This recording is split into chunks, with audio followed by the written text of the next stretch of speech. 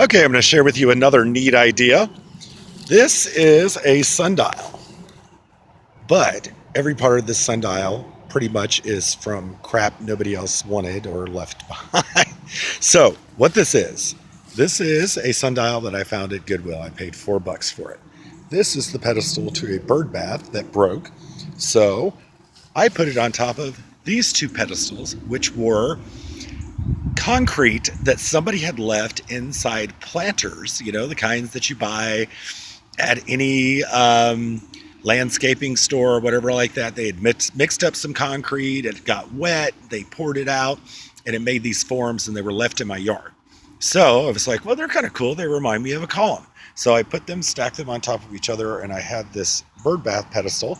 So I put it on top of that, and then I finally found this. So over time, I've created this really cool looking sundial to add to my yard.